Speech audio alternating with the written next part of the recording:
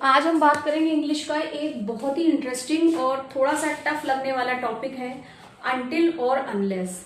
तो देखिए होता क्या है, लोग जनरली इसे एक जैसा ही यूज करते हैं और समझते हैं कि दोनों का एक ही मीनिंग है। हाँ, हिंदी में तो आप कह सकते हैं कि दोनों का एक मीनिंग है कि, लेकिन इंग्लिश में वो बिल्कुल अलग हो जाता है। तो सबसे पहले बात करेंगे हम अनटिल और अनलेस की मीनिंग के बारे में कि इसका हिंदी मीनिंग क्या है। तो अनटिल जो है और अनलेस, ये दोनों ही जब तक तब तक की मीनिंग देते हैं। सबसे पहले तो आप ये याद रखें।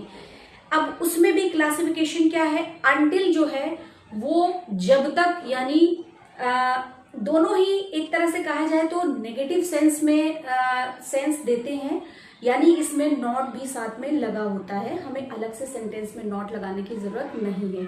तो अनटिल जो है वो आपका समय को बताता है, जबकि अनलेस कंडीशन यानी शर्त को प्रकट करता है। हाँ, कंडीशन वाले सेंटेंस में जिसमें अगर, और अनलेस का मतलब होता है इफ नॉट, यानी यदि नहीं या अगर नहीं। ठीक है, इसका मतलब ये होता है। और अनटिल जो है वो किसी काम के खत्म होने के समय को बताता है। अभी मैंने बताया कि जो अनटिल है वो समय को बता रहा है और अनलेस आपकी कंडीशनिंग को बता रहा है, यानी कि शर्त को बता रहा है।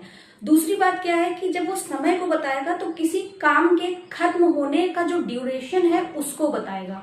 और एक चीज और कि जो जब तक वाले सेंटेंस हैं, ठीक है, जब तक मैं ना आऊं तुम यहीं रुकना, इस टाइप से जो सेंटेंस होते हैं उसमें भी हम अनटिल का यूज करते हैं।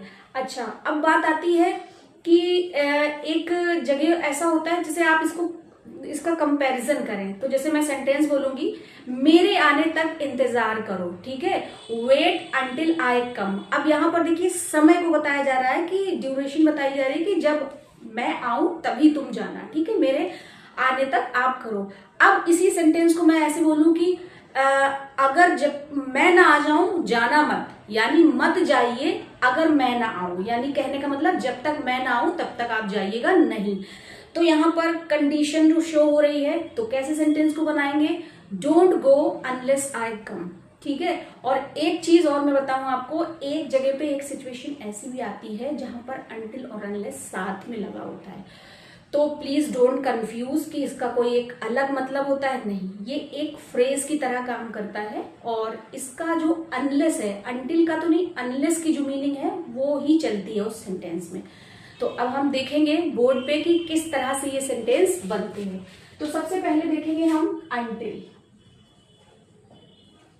देखिए, अनटिल का मतलब होता है जब तक या तब तक।